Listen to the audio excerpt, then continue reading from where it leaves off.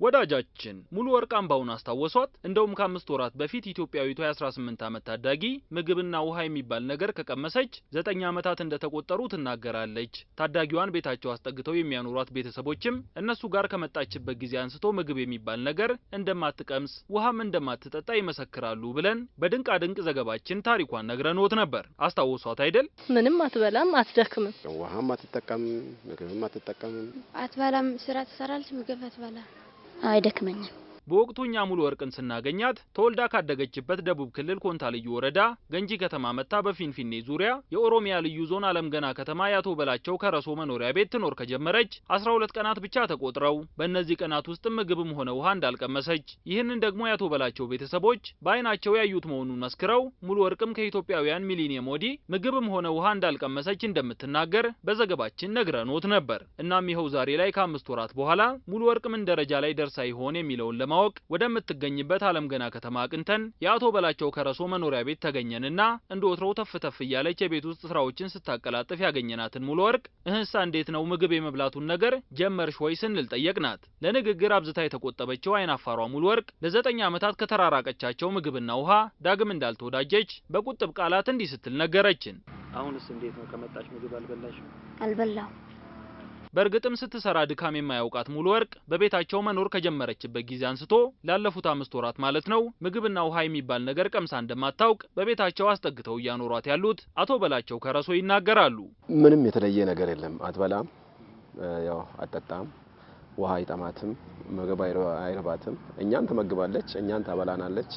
ቀዳሚ የመረጃ ምንጭ የሆነው አዲስ ቴሌቪዥን የሙሉ ወርቅን ታሪክ ለዓለም ማጋራቱን ተከትሎ ሙሉ ወርቅ የበርካታ የሀገር ውስጥና የውጭ የመገናኛ ብዙሃን አውታሮችን ቀልብ መግዛት ችላ የመነጋገሪያ ርዕስ ለመሆን መቻሏን ተከትሎ በአዲስ አበባ ከተማ አስተዳደር ጤና ቢሮ ዘውዲቱ መታሰቢያ ሆስፒታል ለሙሉ ወርቅ የጤና ምርመራ ያደረጉላት ዶክተር ሄኖክ የሙሉ ወርቅ ጤና የተስተካከለ መሆኑን ባደረጉላት ምርመራ እንዳረጋገጡ ካለ ምግብና ካለ ውሃ የመኖሯ ምስጢር ግን ተአምር እንደሆነባቸው ነው ሙሉ ወርቅ ሰይፉ በኢቢኤስ በተሰኘው የቴሌቪዥን መሰናዶ ላይ ቀርባ በነበረበት ጊዜ ተገኝተው ምስክርነታቸውን የሰጡት።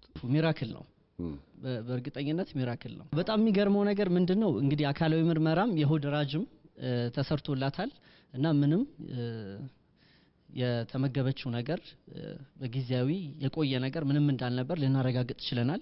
ከዚህም በተጨማሪ ደግሞ የኩላሊት የጉበት እና ተመሳሳይ ሌላ በሰውነታችን ውስጥ መገኘት ያለባቸው ንጥረ ነገሮች አሉና ምናልባት ይሄ ነገር ዴፊሸንሲ ወይ መዛባት ካለ ቼክ መደረግ አለበት ከሚሉ አንድምታ አንፃር ቼክ አድርገናል። ምንም አይነት ጉዳት ወይ ምንም አይነት መቀነስ ከኖርማል ሬንጁ ያልወጣ ሆኖ ተገኝቷል። ሙሉ ወርቅ ለ9 ዓመታት ያክል ከምግብና ከውሃ ርቃ መኖሯ በዓለም ዙሪያ መስተጋባቱን ተከትሎ በሀገር ውስጥም በውጭም ያሉ በርካቶች ሙሉ ወርቅን የመርዳት ፍላጎት አለን ብለው እንዳነጋገሯቸው የሚናገሩት አቶ በላቸው ሙሉ ወርቅ በዓለም አቀፍ ደረጃ እውቅና እንድታገኝ ለማድረግ ሊረዷት ከፈቀዱ ሰዎች ጋር ተባብረው እየሰሩ እንደሆነም ይናገራሉ።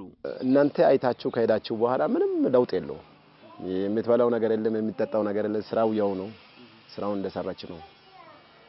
ከዛም በኋላ እናንተ ካያችሁ በኋላ ስፖንሰር ከአሜሪካን ሀገር መጥተዋል።